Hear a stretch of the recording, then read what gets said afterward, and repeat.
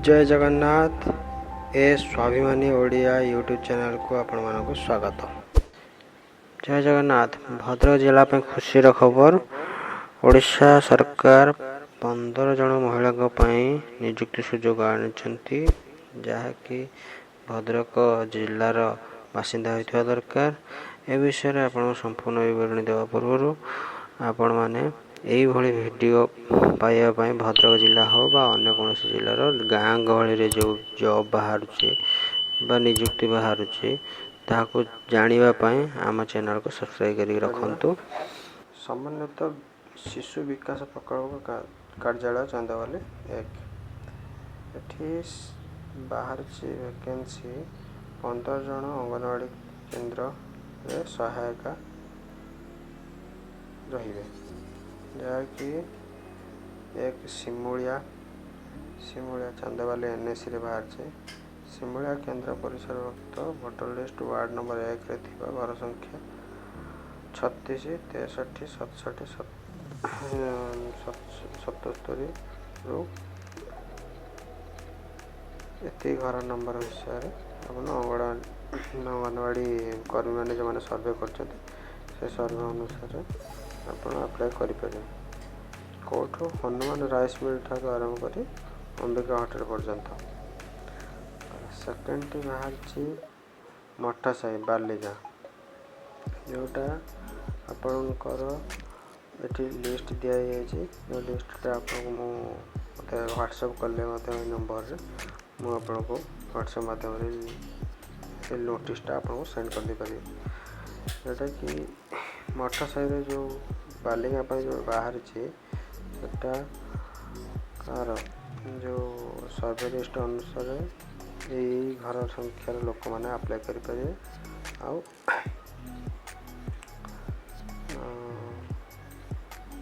केन्द्र परिसरभुक्त गाँ पोखर ठार आरंभ कर कीर्तन गादी पर्यंत से एरिया रे जो लोक मान से एरिया वार्ड पाई ये वैकेंसी बाहर शंखारी बड़ अस्तिया यही ग्राम बाहर वैकेंसी यार क्राइटेरिया दिखाई देखने कौ जगार कौ जगह यहाँ लिखाई हनुमान मंदिर ठार आरंभ कर घर नंबर 137 अर्जुन नायक घर पर्यंत गला।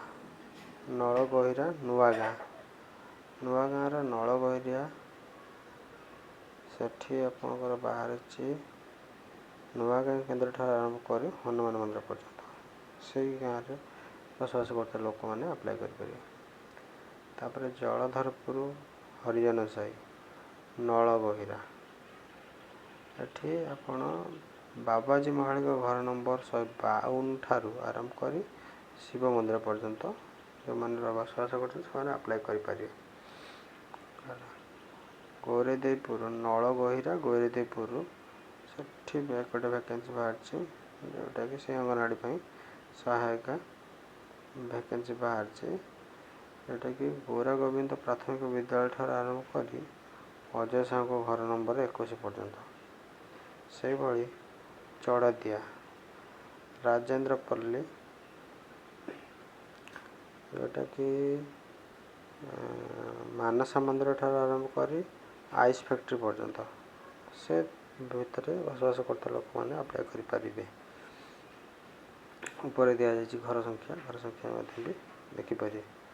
2 वृत्ति बहड़िया जोटा केन्द्र बहड़िया प्राथमिक विद्यालय ठार आरंभ कर रवींद्र दास घर पर्यंत से भितर लोक मैंने जो बसवास करते अप्लाई करें। नुआ गाँ भूई वृत्ति जोटा कि नुआ गाँ इंग्लिश विद्यालय ठार आरंभ कर घर नंबर 111 प्रकाश दास घर पर्यंत ता भर बसवास करते लोक मैंने अप्लाई करें। तेंतुलडीही कमलपुर तेंतुलडीर कमलपुर बाहर गोटे वैकेंसी जहाँकि शिव मंदिर ठार आरंभ कर ତାରିଣୀ ମନ୍ଦିର ପର୍ଯ୍ୟନ୍ତ ତା ଭିତରେ ଯେଉଁମାନେ ବସବାସ କରୁଛନ୍ତି ସେମାନେ ଆପ୍ଲାଏ କରିପାରିବେ। ଆଉ ଗୋଟେ ତେନ୍ତୁଳିରେ ବାହାରିଛି ଆମ୍ବେଲା। ଆମ୍ବଲାରେ ଆପଣ ହନୁମାନ ମନ୍ଦିର ଠାରୁ ଆରମ୍ଭ କରି ଶିବ ମନ୍ଦିର ପର୍ଯ୍ୟନ୍ତ ସେଠି ଗୋଟେ। ତାପରେ ବିଜୟନଗର ଆମ୍ବଳିଗାଁ, ତ ସେଠି ହନୁମାନ ମନ୍ଦିର ଠାରୁ ଆରମ୍ଭ କରି ଗୋପୀନାଥ ମନ୍ଦିର ପର୍ଯ୍ୟନ୍ତ। ତାପରେ ବିଜୟନଗର ଜେନାପୁର, ସେଠି ହେଉଛି ଠାକୁରାଣୀ ମନ୍ଦିର ଠାରୁ ଆରମ୍ଭ କରି ଘର ନମ୍ବର 13 ରାଜକିଶୋର ଦାସଙ୍କ ଘର ପର୍ଯ୍ୟନ୍ତ। ତାପରେ ହେଉଛି ଉଚକୁଡ଼ା ଚାଲୁଣିଆ, ସେଠି ବାହାରିଛି ଶିବ ମନ୍ଦିର ଠାରୁ ଆରମ୍ଭ କରି ଖଇଖା ମନ୍ଦିର ପର୍ଯ୍ୟନ୍ତ, ଖରାଖାଇ ମନ୍ଦିର ପର୍ଯ୍ୟନ୍ତ ତାପରେ ହେଉଛି ଉଚକୁଡ଼ାରେ ନଳିତା ଗଡ଼ିଆ, ତ ଏଠି ଆପଣଙ୍କର ବାହାରିଛି ବିଜୟ ରାଉଳଙ୍କ ଘର ନମ୍ବର 6 ଠାରୁ ଆରମ୍ଭ କରି ସୁରେଶ ବଳଙ୍କ ଦୋକାନ ପର୍ଯ୍ୟନ୍ତ। ତ ଏହା ଏଇ ଚାକିରି ବିଷୟରେ ଆପଣ ଜଣାଇ ଦିଆଯାଉଛି। ଅଙ୍ଗନବାଡ଼ି ସହାୟକ ପଦ ନିମନ୍ତେ ଆବଶ୍ୟକ ଯୋଗ୍ୟତା କ'ଣ? ଆପଣଙ୍କର ଯୋଗ୍ୟତା ରହିବା ଦରକାର। ପ୍ରାର୍ଥିନୀ ସମ୍ପୃକ୍ତ ଅଙ୍ଗନବାଡ଼ି କେନ୍ଦ୍ର ସେବା ଅଞ୍ଚଳରେ ଜଣେ ମହିଳା ହୋଇଥିବେ, ଯାହାକି ଆପଣ ସେହି ଗାଁରେ ଯେଉଁ ଅଙ୍ଗନବାଡ଼ିରେ ଭ୍ୟାକେନ୍ସିଟି ବାହାରିଛି ଆପଣ ସେଇ ଗାଁରେ ବାସିନ୍ଦା ହୋଇଥିବା ଦରକାର, ସେଇ ୱାର୍ଡ଼ରେ। ଯଦି ସେ ଗାଁର ଯୋଗ୍ୟ ପ୍ରାର୍ଥିନୀ ଉପଲବ୍ଧ ନଥିବେ ତାହେଲେ ପାଖାପାଖି ଗ୍ରାମ ପ୍ରାର୍ଥିନୀ ମଧ୍ୟ ଆପ୍ଲାଏ କରିପାରିବେ। ଛାଡ଼ନ୍ତୁ, ସେ ତ ପର କଥା। ପ୍ରାର୍ଥିନୀଙ୍କ ବୟସ 18ରୁ 35 ମଧ୍ୟରେ ହୋଇଥିବା ଆବଶ୍ୟକ। ବୟସ ସୀମା 18ରୁ 35 ରଖାଯାଇଛି। ଆଉ ଯୋଗ୍ୟତା, ସର୍ବନିମ୍ନ ଯୋଗ୍ୟତା +2 ପାସ୍ ହୋଇଥିବା ଆବଶ୍ୟକ। ଆଉ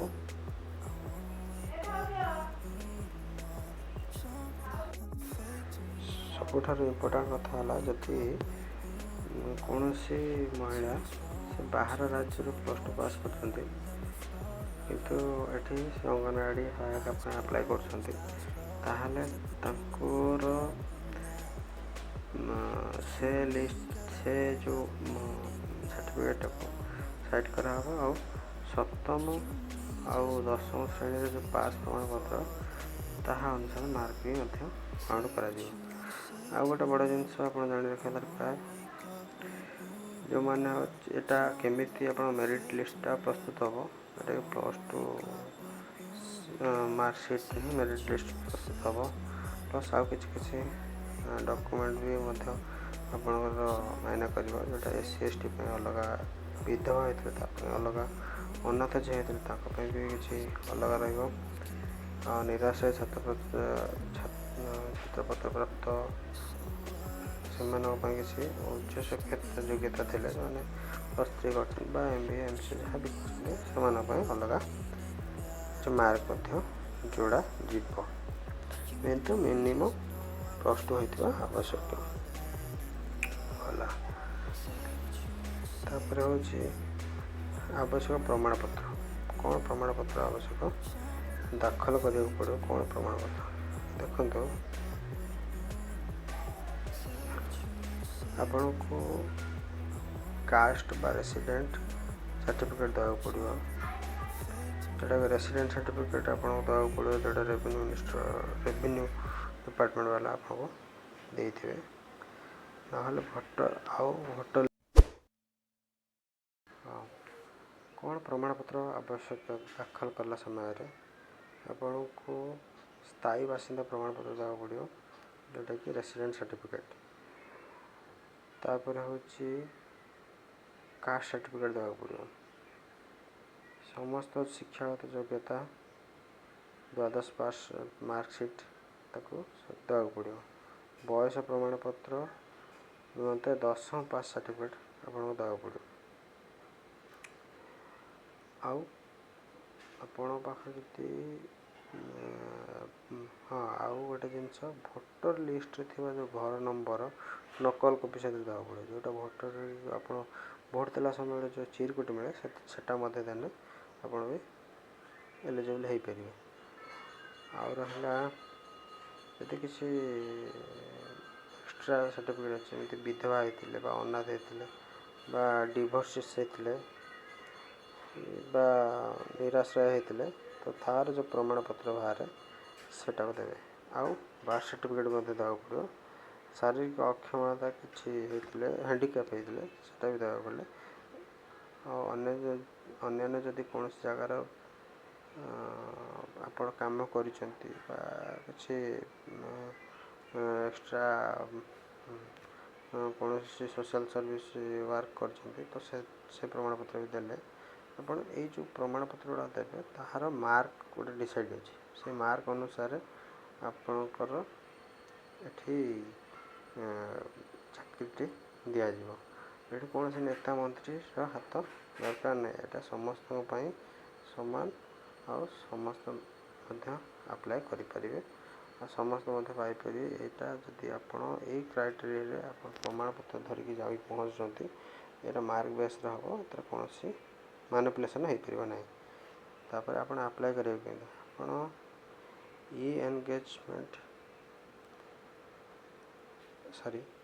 एनगेजमेंट